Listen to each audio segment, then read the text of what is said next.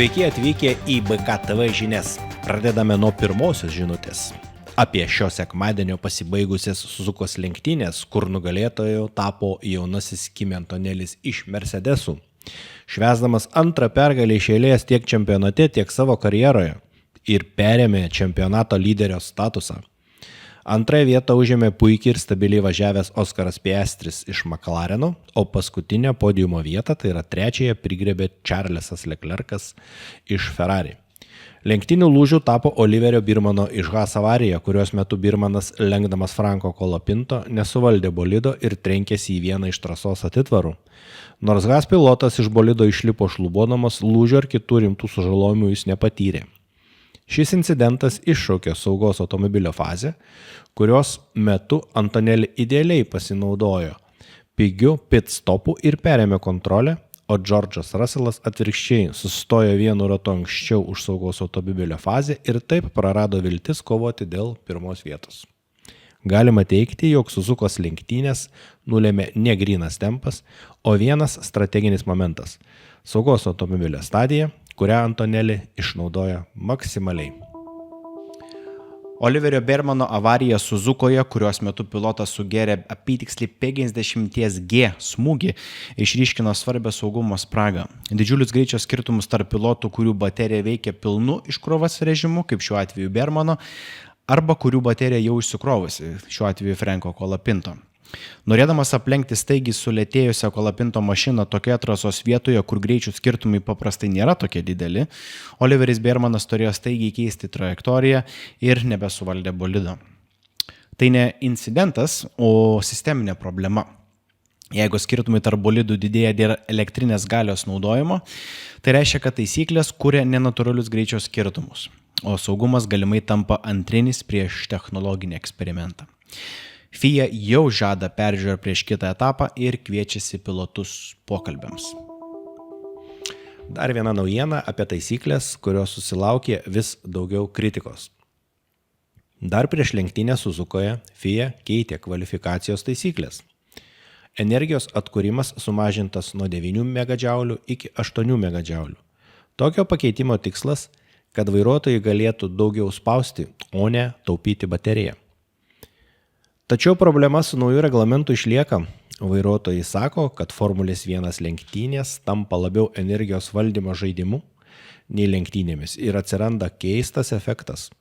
Pilnu greičiu važiuojantis bolidai staigiai lėtėja. Super clipping. Tokie dalykai kelia klausimą, ar iš tikrųjų F1 juda technologijų demonstravimą ar sporto kryptimi. Sezono pradžioje Mercedes pajėgumas bei jų variklis daugam kėlė klausimų.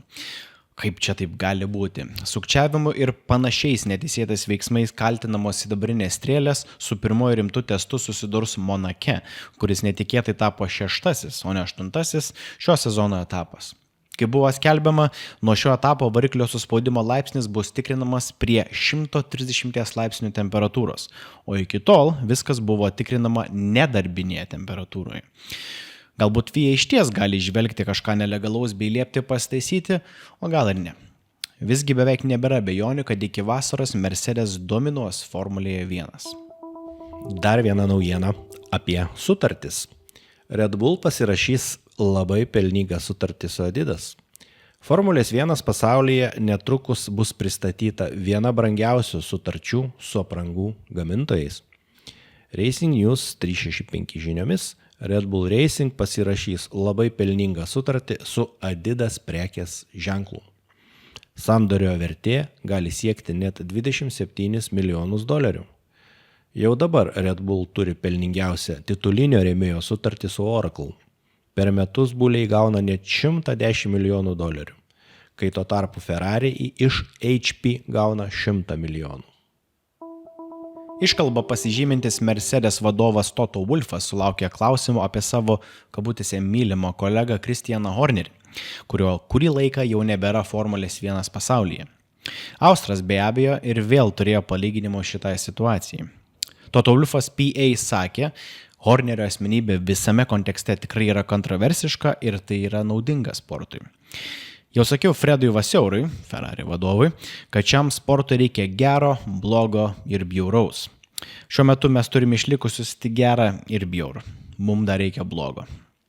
Taip sakydamas Mercedes vadovas akivaizdu turėjo omenyje legendinį filmą Geras, blogas ir bjaurus, angliškai The Good, the Bad and the Ugly, su legendiniu aktoriumi Clintu Eastwoodu.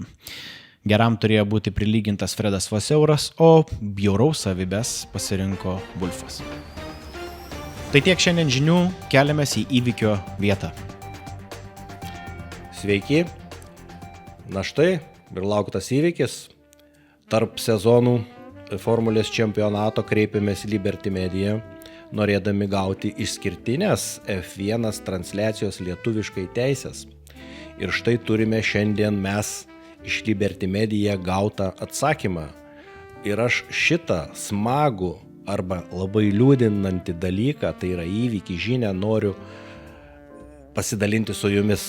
Nežinau, kas čia bus per atsakymas. Na ką, pasižiūrėkime. Ką mums atsakė Liberty Media. Bingo! BKTV, negaliu patikėti, BKTV gauna išskirtinės teisės transliuoti Formulės 1 lenktynės lietuviškai ir kviečia jau šį vakarą skristi per Atlantą, pasirašyti sutarties. Na ką, reikia lėkti. Jeigu netrukdys oro balionai, mes iš Vilniaus oro uosto skrisime per Atlantą ir atsisveikinu. Geros likusios jums balandžio 1.